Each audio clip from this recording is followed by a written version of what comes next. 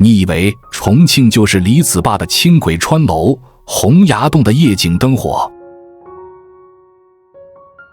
不，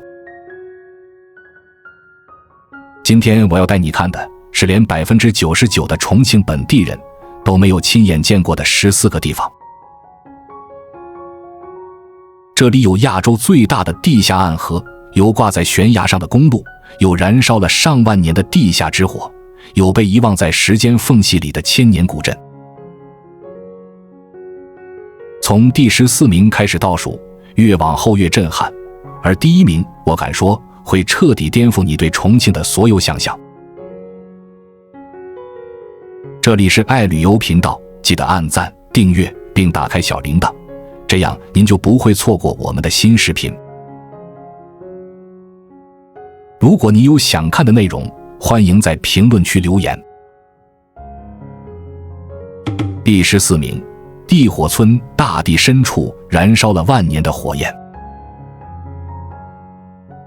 重慶東南部的大山深處，藏着一個讓科學家都感到困惑的地方。這個村子叫地火村，名字聽起來像是武俠小說裡虛構出來的，但它是真實存在的。村子腳下的地表裂縫中，常年有火焰從地底竄出，不是人為點燃的，不是什麼祭祀儀式，而是大地本身在燃燒。當地老人說，這火燒了至少好幾代人了。地質學家勘測後發現，地火村的地下深處蘊藏着豐富的天然氣礦藏，氣體沿着地質斷裂帶滲透到地表，遇到空氣後自然燃燒。這不是幾十年的事情，根據地質年代推算，這把火很可能已經斷斷續續燃燒了上萬年。上萬年，你想想看，當人類還在用碎石取火的時候，這片土地就已經在自己燃燒了。當秦始皇修長城的時候，它在燒；當李白寫《蜀道難》的時候，它在燒；當重慶在抗戰中承受轟炸的時候，它還在燒。這是大地深處的心跳，是地球送給這片土地最古老的禮物。而絕大多數人甚至都不知道它的存在。但如果你觉得地底的火已經夠神秘了，那接下來第13名的這個地方藏着的東西在地底更深處。第13名，龍水峽地縫刻進地球皮膚上的傷疤。五龍，一個因為變形金剛和滿城盡帶黃金甲而被全世界知道的地方。但大部分游客來五龍只去天生三橋拍張照就走了。他們不知道，就在天生三橋旁邊不到幾公里的地方，藏着一個更加震撼的奇觀——龍水峽地縫。什麼叫地縫？它不是峽谷，峽谷是寬的，地縫是窄的。窄到什麼程度？最窄處只有2-3米，但深度超過300米。你站在縫底往上看，兩側的岩壁幾乎要合攏，頭頂只剩一線天光。這條地縫的形成要追溯到幾百萬年前。地壳運動時的岩層斷裂，地下暗河沿着斷裂帶不斷切割侵蝕，年復一年，水的力量硬生生把大地劈開了一條縫。走在縫底，你會聽到四面八方的水聲，頭頂有瀑布傾瀉，腳下有暗流湧動，岩壁上有無數細流滲出。空氣是濕潤的，溫度比外面低好幾度。最神奇的是，每天只有正午那短短的時間，陽光才能穿透縫隙照到谷底，形成一道道金色的光柱。那一刻，你會真切地感受到，人類在大自然面前渺小得像一粒塵埃。龍水峽讓你看到了地球的縱深，但第12名這個地方會讓你看到另一種力量——時間的力量。第12名，萬聖石林，4億年前的海底，如今站在你腳下。提起石林，大部分人首先想到的是雲南，但很少有人知道，重慶的萬聖也有一片石林。而且這片石林有一個雲南石林都比不了的特點，它的年齡。萬聖石林的岩石形成於距今4億6千萬年前的奧陶紀。4億6千萬年是什麼概念？恐龍都還沒出現。那時候這裡不是山，是一片溫暖的淺海，無數海洋生物的骨骼和貝殼沉積在海底，年復一年，形成了厚厚的石灰岩層。後來滄海桑田，地壳隆起，海水退去，這片海底被抬升到了海拔1000多米的高山上。在經過幾億年的風化溶蝕，石灰岩被雕刻成了你現在看到的樣子。你仔細看这些石柱的表面，上面布滿了遠古海洋生物的化石。你用手觸摸它們的時候，你觸摸到的不是石頭，你觸摸到的是4億年前的海底。4億年的時間，把海底變成了山頂，把柔軟的沉積物變成了堅硬的石柱。時間是這個世界上最偉大的雕刻師，而萬聖石林就是他留下的簽名。4億年的石頭讓你見識了時間的雕刻，但下一個地方是被水雕刻出來的奇蹟，而且這個雕刻過程至今還沒有停止。第11名，萬州大瀑布，亞洲第一寬瀑布的雷霆之怒。在重慶東北部的萬州，藏着一個大多數外地人聞所未聞的瀑布。但當你站在它面前的時候，你會被徹底鎮住。萬州大瀑布寬度超過150米，高度60多米。這是什麼概念？它比黃果樹瀑布還要寬。它是亞洲最寬的瀑布之一，但它的名氣卻不到黃果樹的1/10。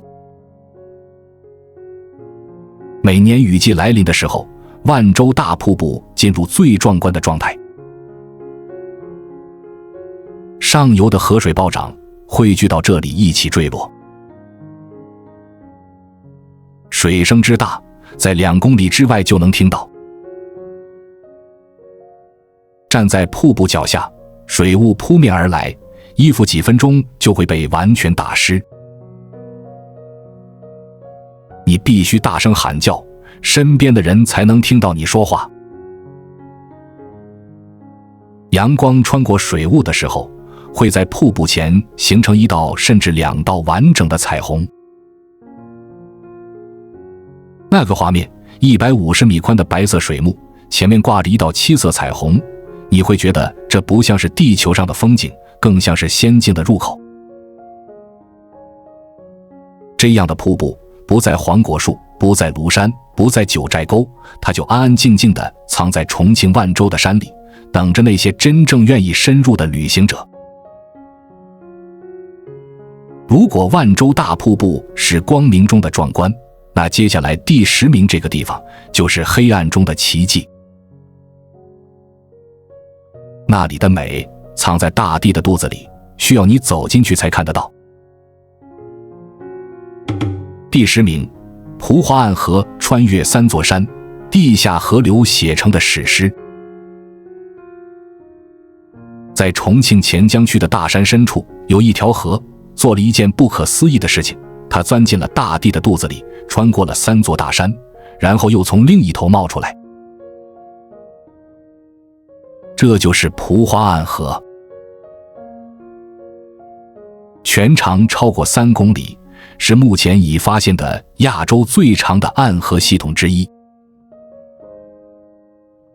你要坐在一條小船上，順着河水鑽進山腹，頭頂是幾百米厚的石灰岩山體，腳下是深不見底的暗河。洞內完全沒有自然光線，只有手電筒照亮前方幾米的距離。船行大約20分鐘後，暗河穿出第一座山，你會短暫地看到頭頂的天空，一個被2面絕壁夾出來的天窗，陽光從上方直射下來，把水面照成翡翠色。然後船繼續前行，再次鑽入第2座山的山體。這種體驗是極其稀有的。你在地面上看到的是連綿起伏的山脈，你以為它們是實心的、沉默的。但蒲花暗河告訴你，山是空的，大地的内部是流动的。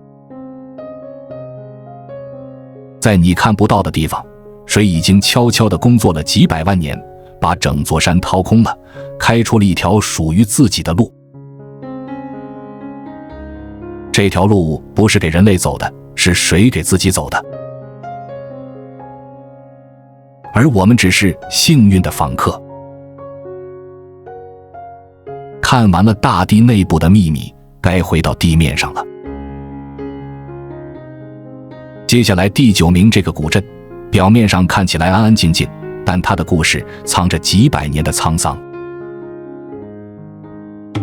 第9名，濁水古鎮沉沒了600年的商業帝國遺跡。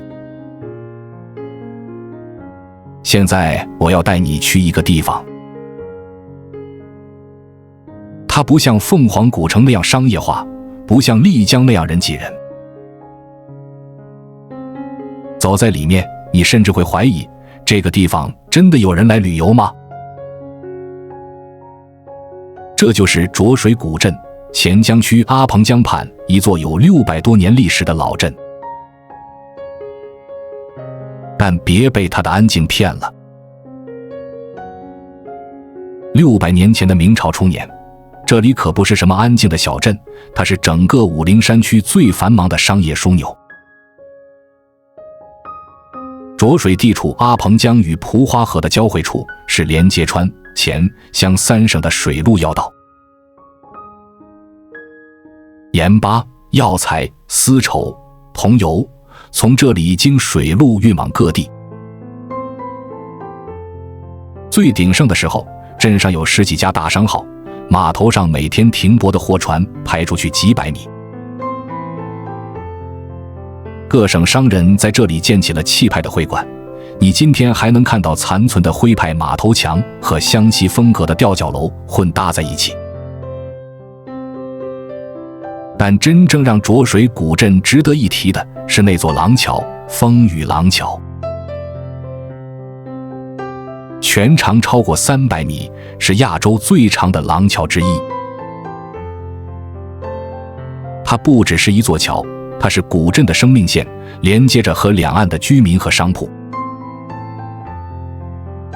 幾百年來，人們在這座橋上做買賣、聊天、躲雨、看日落。可惜的是，這座廊橋在2013年被一場大火燒毀了。後來雖然重建了，但老一輩的人說，新橋再漂亮，味道也不一樣了。因為那些被燒掉的木頭，每一根都浸透了幾百年的故事。古鎮的故事是沉默的，但下一個地方的故事是吶喊着寫出來的。第8名，一條掛在懸崖上的公路，一個關於人類意志力的傳奇。第8名，蘭英掛壁公路懸崖上鑿出來的天路。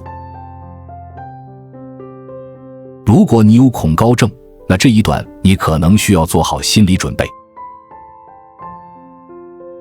在重慶烏溪縣的蘭英大峽谷裡有一條路，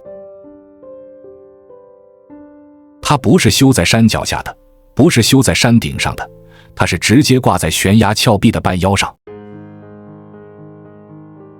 一側是幾百米高的絕壁，另一側是深達1000米的峽谷。路面寬度最窄的地方，只夠1輛車通過。你可能會問，為什麼要修這麼瘋狂的一條路？答案很簡單，也很心酸，因為山裡的人要出去。蘭英大峽谷深處的村莊，過去完全與世隔絕。村民要出山買藥看病，需要翻越幾座大山，走2、3天的山路。有人生了疾病，還沒等抬出山，人就沒了。村裡的孩子要上學，天不亮就要出發，翻山越嶺走幾個小時才能到最近的學校。於是村民們做了一個決定，自己修路。他們湊錢買來炸藥和簡陋的工具，腰上繫着繩子，懸掛在幾百米高的懸崖上，一錘一錘，1鉦1鉦地鑿。沒有工程機械，沒有專業技術人員，全憑血肉之軀和不肯認命的意志。這條路修了好幾年，有人受傷，有人在懸崖上差點喪命，但他們沒有停下來。今天你開車走在這條路上，會看到岩壁上粗糙的鑿痕，那不是機器留下的，那是一雙人的手留下的。每一道鑿痕背後，都是一個普通人用命換來的決心。這條路不只是一條路，它是刻在懸崖上的誓言，我要出去，我的孩子要有未来。掛壁公路是人類征服絕壁的故事。但接下來第7名這個地方，絕壁不是被征服了，而是被大自然自己劈開了，劈出了一個你做夢都想不到的畫面。第7名，當陽大峽谷，地球的裂痕，雲端的秘境。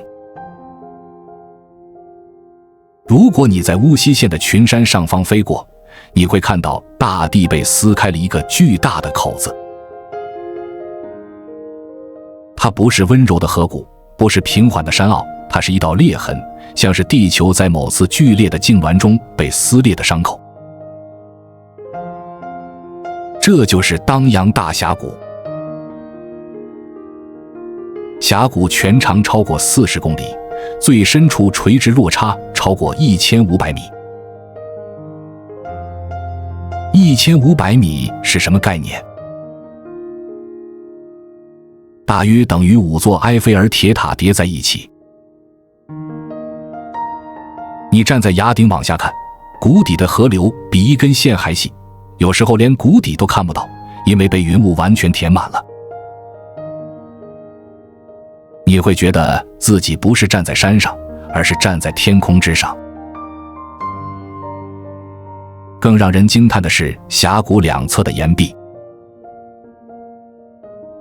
幾十億年的地質運動在這裡留下了清晰的記錄，不同年代的岩層像書頁一樣層層疊疊暴露在外面。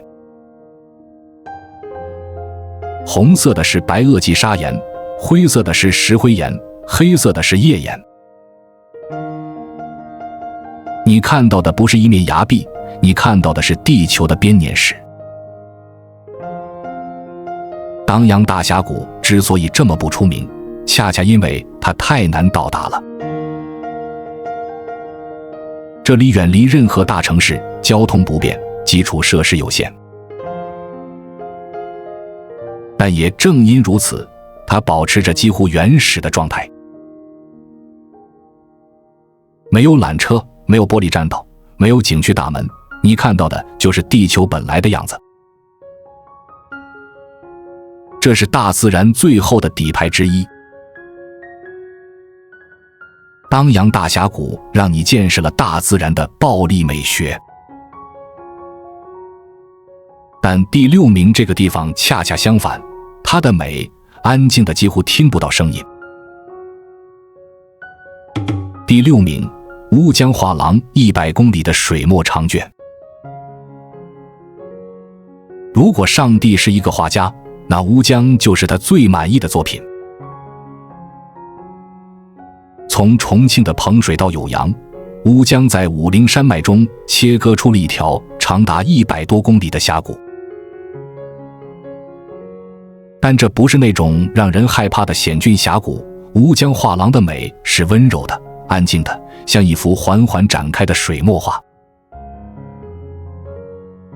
烏江的水是碧綠色的，綠的不真實。這種顏色來自水中溶解的礦物質，讓它呈現出翡翠般的質感。兩岸的山峰倒映在水面上，山水一色，你分不清哪裡是山，哪裡是水，哪裡是倒影。坐船飄行在江面上，手機信號斷了，周圍沒有任何人造噪音。你能聽到的只有船槳划水的聲音，偶爾的鳥鳴和風吹過竹林的沙沙聲。在烏江兩岸散落着許多土家族和苗族的村寨，這些村寨很多至今没有通公路，村民出行全靠船。他們的生活節奏還停留在幾十年前，日出而作，日落而息，打魚種田，趕集喝酒。不是因為他們落後，而是因為他們選擇了和这條江一起慢慢的過。100公里的烏江畫廊不是看一個景點，而是看一種生活方式，一種已經快要從這個世界上消失的生活方式。烏江畫廊是平面的美，但第5名的這個地方是立體的。它的美從山腳一直延伸到山頂，4個季節有4種完全不同的面孔。第5名，仙女山從東方瑞士到人間仙境。如果有人蒙着你的眼睛，把你空投到這片草原上，然後讓你猜這是哪裡，你大概率會猜瑞士、新西蘭或者某個北歐國家。你絕對想不到這是重慶。仙女山海拔2000多米，位於武隆區。它的山頂不是尖的，而是平的，平坦到展開了一大片高山草甸。春天，野花開滿整個山頂，紫色的馬鞭草，黃色的金雞菊，白色的野百合，鋪成一張巨大的花毯。夏天，草甸變成最純淨的綠色，氣溫只有20度左右，是天然的避暑勝地。重慶人把這裡叫做天然空調。秋天，草甸轉為金黃色，和遠處的山林紅葉交織在一起。而到了冬天，這裡會下雪。你沒聽錯，重慶也會下雪。仙女山冬天的積雪可以達到幾十厘米厚，整個草甸變成白茫茫的雪原。南方人對雪的渴望，在這裡可以被完全滿足。但仙女山真正讓人着迷的，不是景色本身，而是它帶來的那種反差感。你在山下的重慶城區，40度高溫，火鍋味彌漫，人潮洶湧。但只要開車2個多小時上山，就進入了另一個世界，涼爽、安靜、空曠，仿佛從亞熱帶瞬移到了溫帶。重慶人需要這種反差。這座城市太熱了，太快了，太擁擠了。仙女山就是重慶的暫停鍵。仙女山的草甸是柔軟的，但第4名的这個山，它的脊背比刀刃還要鋒利。第4名，刀背梁走在刀刃上的勇者之路。你見過走在刀刃上的感覺嗎？在重慶城口縣的大巴山深處有一條山脊，當地人叫它刀背梁。名字已經告訴你一切了，這座山的脊背像一把刀的刀背一樣窄。刀背梁的山脊線長度超過10幾公里，最窄處的寬度不到1米。你走在上面的時候，左腳和右腳的兩側就是2個完全不同的深淵。風大的時候，你必須彎着腰才能站穩。這不是一個為遊客修建的棧道，沒有護欄，沒有台階，沒有安全繩，就是一條原始的山脊路，走在上面全憑你自己的膽量和腳力。但如果你有膽量走上去，你會看到此生難忘的畫面。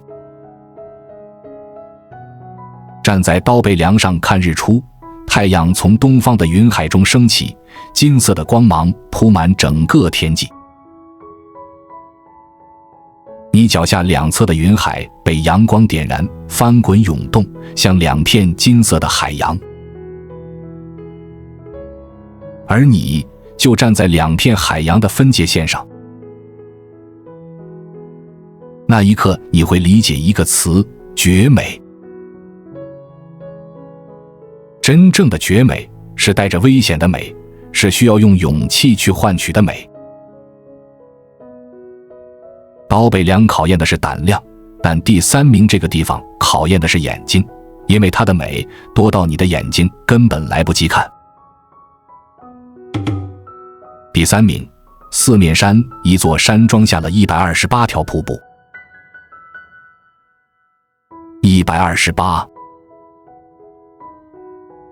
這是四面山擁有的瀑布數量。一座山，128條瀑布，這個密度在整個中國都是極其罕見的。四面山位於重慶江津區，地處雲貴高原與四川盆地的過渡地帶。這裡年降雨量極高，加上獨特的地質結構，丹霞地貌的紅色砂岩層層疊疊，形成了無數的懸崖和斷層，水從每一層斷面上飛流而下，造就了這個瀑布博物館。最壯觀的一條叫望鄉台瀑布，落差超過150米，比尼亞加拉瀑布的落差還要高出好幾倍。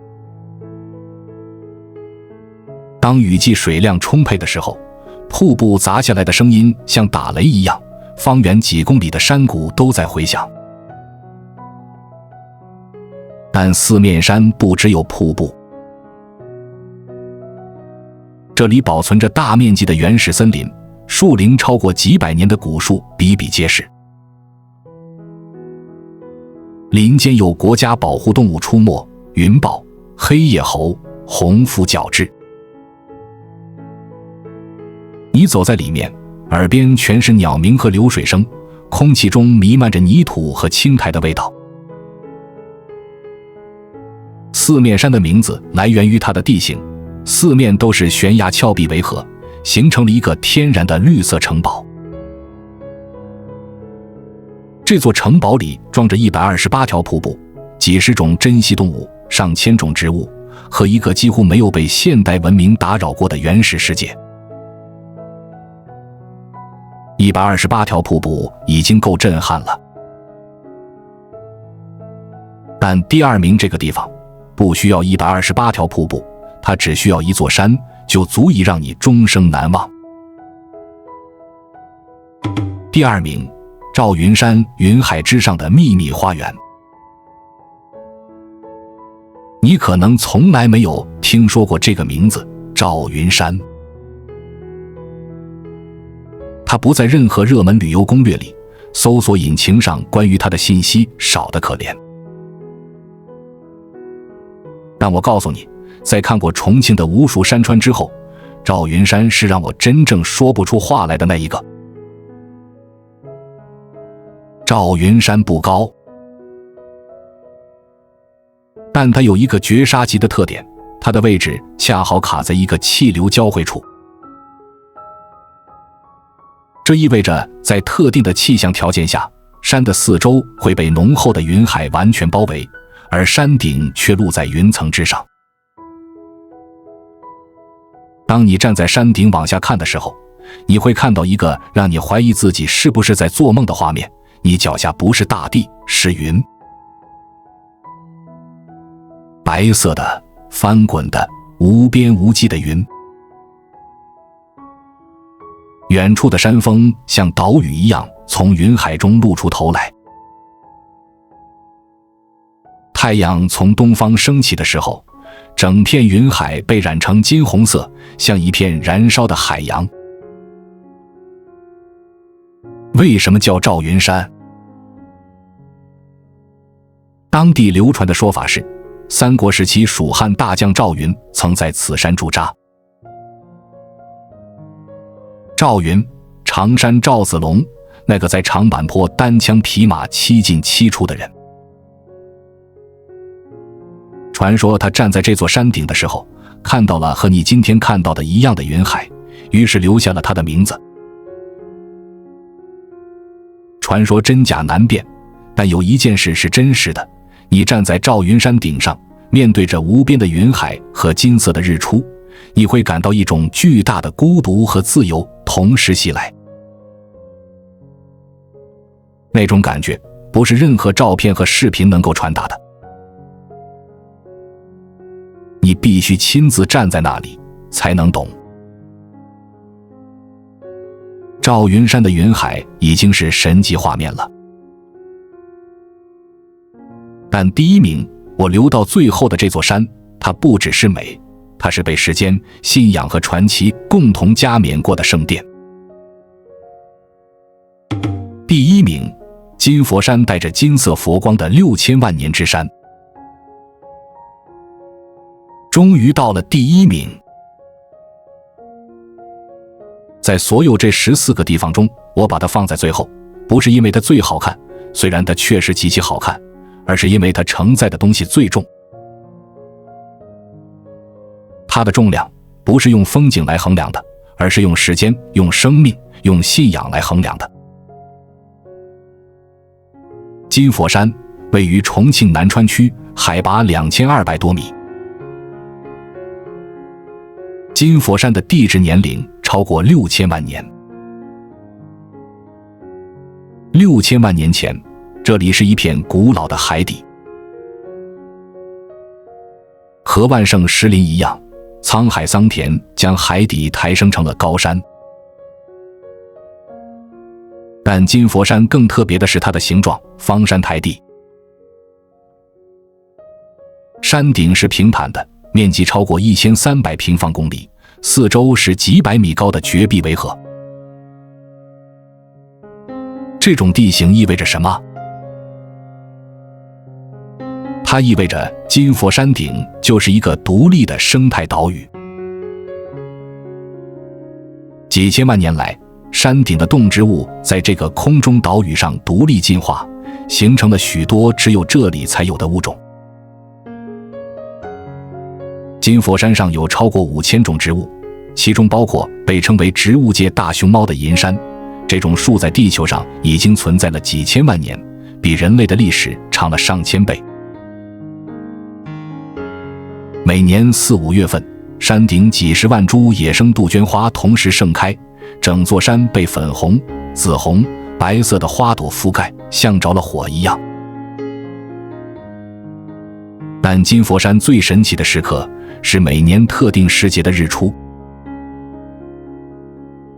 當太陽升起的那一刻，陽光從背後照射在山體上，因為特殊的地形角度和大氣折射，金佛山的輪廓會呈現出一尊巨大的佛像形態，山峰是佛頭，山體是佛身，兩側的山脊是佛的雙臂。整座山籠罩在金色的光芒中，就像一尊金色的佛像端坐在天地之间。金佛山這個名字就是這麼來的，不是人取的，是大自然自己寫上去的。自從唐宋以來，金佛山就被視為佛教聖地。山上至今還保存着多座古寺廟遺址，最古老的可以追溯到唐代。1000多年来，無數僧人、文人、旅行者攀登這座山，不只是為了看風景，而是為了尋找某種答案，關於生命，關於自然，關於人在天地之間的位置。6000萬年的地質，5000種生命，1000年的信仰，和每天清晨的一道金色佛光，這就是金佛山，一座被時間、生命和光共同加冕的山。它不爭第一，但沒有什麼能排在它前面。14個地方看完了，從地火村到金佛山，從地底的暗河到雲端的山脊，從4億年前的海底化石到燃燒了上萬年的地下之火。你看，重慶不只是一座城市，它是一本翻不完的地理教科書，有峽谷，有暗河，有石林，有瀑布，有高山草甸，有懸崖公路，有雲海，有佛光。3000多年的建城史，8萬多平方公里的土地面積，每一寸土地下面都藏着故事。很多人来重慶，只看了洪崖洞、磁器口、李子壩，就以為自己看過了重慶。不，你看到的只是重慶的客廳。今天帶你走的這14個地方，才是重慶的書房、臥室、閣樓和地下室，那些不輕易示人的最珍貴的角落。中國太大了，大到我們以為自己已經走遍了，其實連家門口都沒看完。重慶就是最好的證明，一座城市的山水就足以讓你震撼一輩子。如果這14個地方裡有哪一個打動了你，請在評論區告訴我，你最想親自去哪一個？如果你覺得這些地方值得更多人知道，就幫我點個讚，轉發給你身邊那個熱愛旅行的朋友。因為有些風景不應該被埋沒，它們值得被看見。關注我，我是愛旅遊，帶你探索地球的每一個角落。